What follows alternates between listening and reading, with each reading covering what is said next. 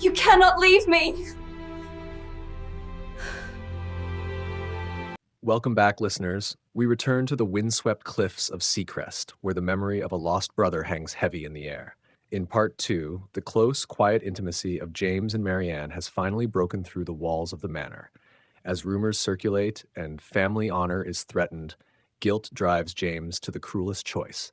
Prepare for heartbreak as the hero flees his forbidden love and the heroine faces the crushing reality of his final, devastating vow. This is The Weight of Names. Part 4. The Weight of Names. The aftermath of the storm left the manor quiet, but the air between James and Marianne was charged with the violence of the emotion they had barely contained. They moved around each other with the painstaking formality of strangers, the near kiss, a toxic, unspeakable thing that had cemented their knowledge of their forbidden desire, yet simultaneously pushed them further apart. The secret was too heavy for the confined space of Seacrest, and the world outside, ever watchful, soon began to take notice. They had grown accustomed to their solitary communion on the cliffs, forgetting the prying eyes of the village that lay nestled in the cove below. Rumors began to circulate. A washerwoman mentioned seeing the widow and her brother-in-law walking at dusk, too close for mere propriety. The postmaster observed how Captain James, the reserved elder brother, now lingered at the manor long after Edward's affairs had been settled. The whispers, faint at first, swelled like an incoming tide, speaking of the impropriety of their intimacy, the disrespect to Edward's fresh grave, and the threat to the Ashford family's honor. The inevitable reckoning arrived in the form of Lady Beatrice Ashford. She descended one morning, her spine as stiff as starched linen, summoning James to the drawing room. Marianne, knowing the subject of the conversation, stood just outside the door, the chill of the hallway seeping into her heart. "James, this cannot continue," Lady Beatrice stated, her voice sharp and low. "You have attended to Edward's affairs with noble diligence, but your lingering presence here is becoming scandalous. You are a man of consequence. Your name must remain untainted." James, standing before her, looked physically diminished. "I am simply ensuring Marianne's welfare, mother." "Welfare," she scoffed, a brittle, humorless sound. "Welfare, you say? The village speaks of devotion, not duty. You are jeopardizing her reputation and, far more importantly, the name of Ashford. Edward is gone, James, and his widow must return to London to be properly sequestered in mourning, not encouraged in this closeness with his brother." She fixed him with a cold, condemning stare. "You swore to Edward you would protect his wife. Is this how you honor that oath, by tempting her into dishonor? You must leave, James. Now." The conversation was the final stroke. James was already crippled by the guilt of the Ariadne. Lady Beatrice's accusation that his very desire for Marianne was a betrayal of his brother's memory and a threat to her safety was the last weight he could bear. He made his decision instantly. He would run. He would extinguish the fire between them before it consumed them both. He would choose duty, honor, and the cold comfort of the past over the perilous warmth of the living present. He volunteered for immediate active service on another voyage, a long deployment to the Mediterranean, a literal flight to the other side of the world. Marianne learned of his departure only hours before he was due to ride for the port. She found him in Edward's old study, strapping a worn leather sea chest. "You are, leaving," she stated, not as a question, but as a pronouncement of fate. Her face was pale, devoid of tears, but her eyes held a terrible burning anger.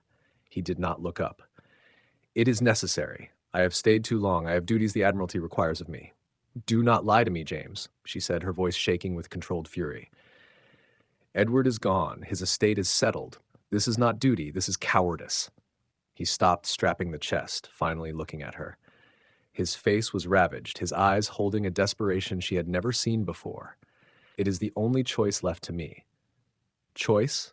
she challenged, stepping closer. "You call choosing to drown your heart a choice? You felt it, James, that night of the storm. You felt the truth. We are bound by grief, yes, but we are also bound by something else, something real. And you are terrified of it." She watched him struggle with himself, the war between the disciplined officer and the tormented man raging in the tight line of his jaw. "If you leave now," she continued, her voice low and piercing, "you will not be atoning for Edward. You will be abandoning me to a life of perpetual shadow. You promised to protect me. Does that promise not extend to the protection of my happiness? His resolve finally hardened into a cold, unbreakable wall. He knew he could not stay without betraying Edward completely, without taking Edward's wife and his life, and he could not, would not, survive the shame. He walked past the sea chest, past Marianne, and stood with his back to her, staring out at the turbulent sea that had claimed his brother. His final words were delivered without a glance, sharp as a shard of ice, intended to sever the bond between them completely. You speak of happiness, Marianne. I speak of honor. You ask me to betray my brother in the very place he rests. I cannot. He turned his head slightly, his profile drawn and unforgiving. I would rather drown again than betray my brother's memory. The words were a physical blow. They were final, cruel, and absolute.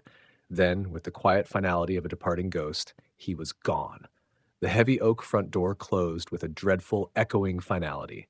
Marianne was left alone in the silent, empty manor. James had sailed away, choosing the desolate path of duty and the cold comfort of the sea. She stood where he had left her, tears finally tracking slow, hot paths through the grief and the anger. She was torn between the desperate heartbreak of her abandonment and a furious, impotent rage at the man who had chosen to run from the fire of their shared truth. The life she had just begun to rediscover was once again cast into darkness. Part 5. Letters Never Sent. The manor of Seacrest became Marianne's voluntary prison. The weeks turned into months, stretching out into a bleak, featureless expanse of time. James's parting words, "I would rather drown again than betray my brother's memory," had done their terrible work. They were a permanent scar, forcing her to confront the absolute truth of her situation. She was a widow left behind, rejected by the only man who had stirred her heart, condemned to live among ghosts and memories. She made a show of moving on. She supervised the estate, maintained her correspondence, and received Lady Beatrice's increasingly infrequent critical visits. But each day felt hollow, a performance of life lacking the vital spark. She found herself retreating more and more often to Edward's old study, the very room where James had delivered his crushing ultimatum. It was here, sitting at the mahogany desk, that she began her only true solace, the letters to James she never sent. She began them in anger, accusatory outpourings against his cowardice and cruelty, demanding to know why he had chosen a dead man over the living. But as the pages mounted, the tone softened, the rage dissolving into a deep, aching confession of love. My dearest James, it has been 6 months since you left. The spring has come, and the cliffs are green again, but the house remains in winter. I am tired of living with Edward's shadow, but I find I cannot escape yours. You ask me to choose honor, I choose truth. And the truth is, I miss you. I forgive you the harshness of your departure. I forgive you the guilt that drives you. I only ask in return that you forgive me for loving you. It is not betrayal, James. It is simply survival. I write these words and burn them or seal them away, knowing they will never reach you. They are not meant to bind you, only to free me. I simply need to tell the silence what my heart can no longer hold. The ritual sustained her. By writing down the fierce longing and the forgiveness she held for him, she kept his presence alive, turning him from a bitter memory into an enduring object of devotion. The summer was drawing to a close when the second terrible news arrived. The messenger came from Portsmouth, bringing an official telegram, its contents relayed by a pale, stammering Mr. Wren, the family solicitor. Captain James Ashford's ship had been missing at sea for 6 weeks, presumed lost off the coast of the Iberian Peninsula after a sudden, devastating squall. The telegram was a precise, impersonal execution. Marianne did not faint, nor did she weep immediately. The grief was not a sudden, sharp wound. It was the final, total cessation of hope. She had lived the past months on the thin thread of his eventual return, clinging to the idea that their story was merely paused, not ended.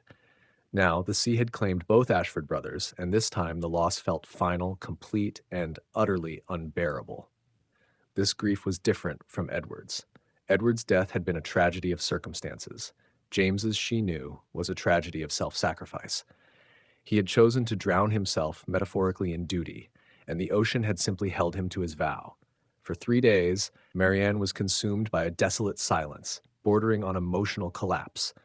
Lady Beatrice arrived, more concerned now with the possible loss of the heir and the legal tangle of the estate than with her daughter-in-law's pain. Marianne barely registered her presence. She walked the cliffs every day, staring at the gray horizon, ready to submit to the crushing loneliness.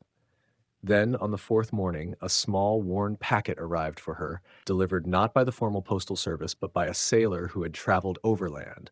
It was soaked, salt-stained, and stiff, wrapped in heavy oilskin. Inside was a letter written in James's hand. Marianne's hands shook so violently she could barely hold the paper. It was dated a week before the ship was reported missing.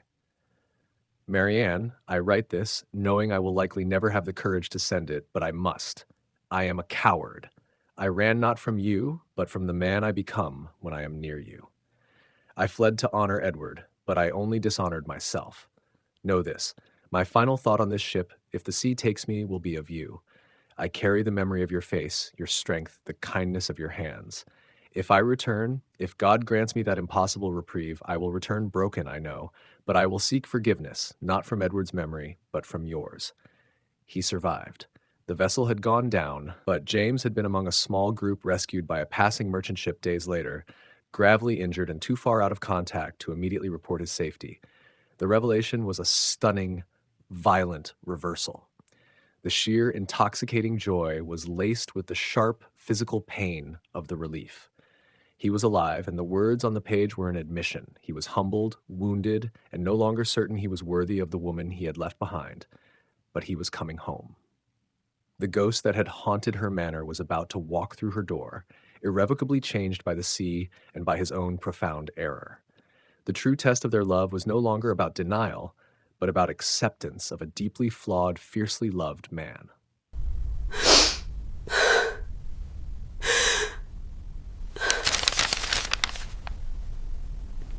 Part 6. The Tide Returns. The day Captain James Ashford returned to Seacrest, the weather was uncannily mild, the sea a calm, deceptive blue.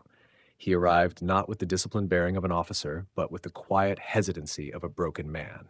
He was scarred, humbled, and irrevocably changed. His uniform was gone, replaced by simple civilian clothes. He walked with a slight, almost imperceptible stiffness, and the harsh lines around his eyes spoke of exhaustion that went far beyond the physical. The war he had waged against himself and lost to the sea had stripped away the last vestiges of his rigid self-control. Marianne met him in the main hall. She had imagined this moment 1,000 times, rehearsing speeches, expecting anger or shame, but the sight of him, battered yet alive, his eyes holding the profound, apologetic sorrow of a man who had chosen death over love, made all rehearsal meaningless. She did not rush him. She simply stood, allowing him to take in her presence, to see that she was not a ghost in black crepe, but a woman finally ready to live. Marianne, he managed, his voice a low, raspy sound like sand over stone. James, she replied, the name a sweet, painful release after months of silence. He took a hesitant step forward, stopping when he reached the dividing line on the floor, the boundary he felt eternally bound to respect. I read the letter you never sent. They found it among your things and sent it to me after the wreck. He had the salt-stained packet in his hand. The confession, I deserved your anger, not your forgiveness.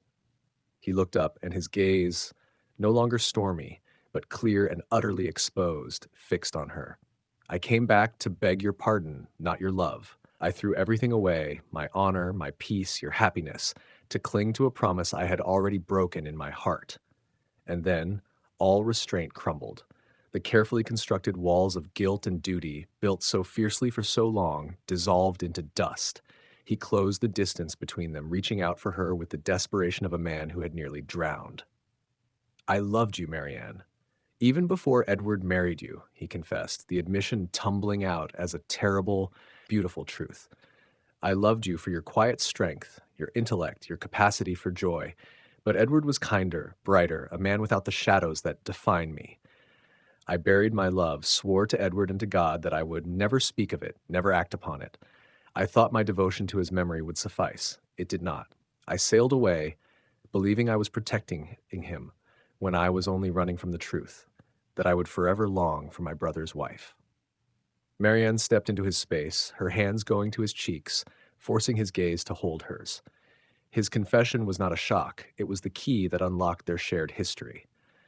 I know the truth, James, she said, her voice rich with conviction, and I am tired of living among ghosts. Edward loved us both in his own way, but his love is memory, ours is life. She gently guided his hands to her waist, the familiar, grounding contact instantly settling the fear that radiated from him. Love is not betrayal. It is the only survival we have left. The sea took everything from us, James. It broke you, and it nearly broke me, but it gave you back, and I will not allow you to walk away again out of a mistaken sense of honor. She smiled, a small, radiant light in the melancholy hall. Edward is at peace, and we, James, must find ours.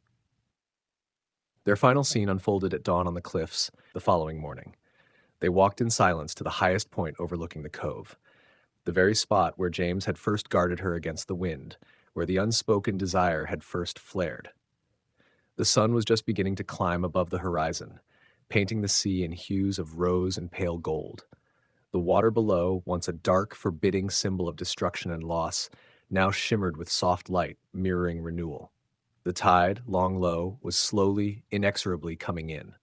James watched the horizon, finally finding peace in the vastness. I have carried the weight of my name, the weight of my brother, and the weight of my guilt for too long, he admitted. I am just James, a man who failed once, but has returned for a second chance. Marianne took his hand, her touch steady and sure. Then let us put the ghosts to rest, James. They cannot hold us anymore. He turned to her, the fear finally gone, replaced by a devastating, humbled clarity. He saw the future not as an act of defiance, but as an act of courage. As the first rays of the full morning sun broke over the water, he finally kissed her. It was not a kiss born of frenzy or forbidden lust, but of profound, redemptive peace.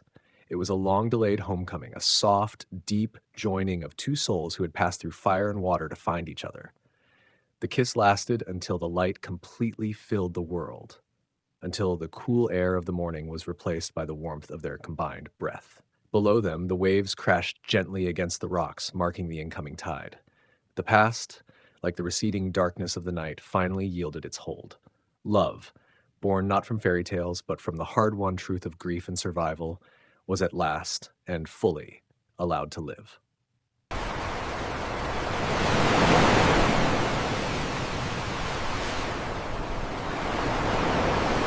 The tide has returned, dear listeners, bringing not ruin, but redemption. Lady Marianne and Captain James Ashford have navigated the tempest of duty, guilt, and loss, finally finding peace not in defiance of the past, but in its profound acceptance. We hope this journey of forbidden love stole your breath as powerfully as the sea steals the light. Thank you for sharing this story. If this emotional saga captivated you, please let us know. Like this video, subscribe for more tales of sweeping historical romance, and leave a comment below telling us your favorite moment on the cliffs. Until next time, may your own heart find its true north.